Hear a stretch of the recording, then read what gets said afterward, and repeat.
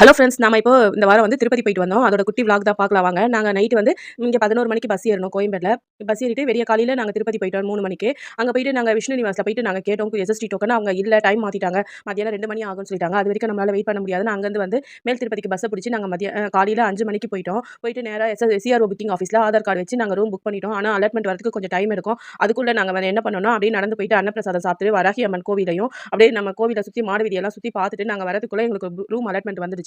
அதுக்கப்புறமா ரூமுக்கு போயிட்டு குளிச்சுட்டு கொஞ்ச நேரம் ரெஸ்ட் எடுத்துட்டு பேக், ஃபோன், செப்பல் எல்லாத்தையும் வச்சுட்டு அதுக்கப்புறமா நாங்க சாமி பார்க்க கிளம்பிட்டோம். போக முன்னாடி திரும்பவும் சாப்பிட்டோம். சாப்பிட்டுட்டு மணி 3 மணிக்கு நாங்க போயிட்டு குடோன்ல உட்கார்ந்தோம். எங்களுக்கு நைட் 1 மணிக்கு சாமி பார்த்தோம். நாங்க 2 மணிக்கெல்லாம் ரூமுக்கு வந்துட்டு அங்க ரெஸ்ட் எடுத்துட்டு மறுநாள் காலையில கிளம்பி வந்துட்டோம். நாங்க ரொம்ப ஈஸியாவே பார்த்துட்டோம். எங்களுக்கு அப்புறமா மறுநாள் போனவங்களுக்கெல்லாம் ஃப்ரீ தரிசனம் வந்து 18 மணி நேரம் ஆகுது. எஸ்எஸ்டி டோக்கன் வாங்கினா 6 மணி நேரம் அப்படின்னு சொல்றாங்க. நான் இப்போ ஒரு சில அப்டேட்ஸ் அடிக்கடி போட்டுக்கிட்டே இருக்கிறேன். உங்களுக்கு யாருக்காவது திருப்பதி போகணுன்றவங்க நீங்க அந்த அப்டேட்ஸை பார்த்தீங்கன்னாவே அது எவ்வளோ நேரம் டைம் எடுக்குதுன்னு அதுக்கேற்ற மாதிரி பிளான் பண்ணி நீங்களும் போகலாம். என்னோட சேனலை அப்படியே ஃபாலோ பண்ணிக்கோங்க.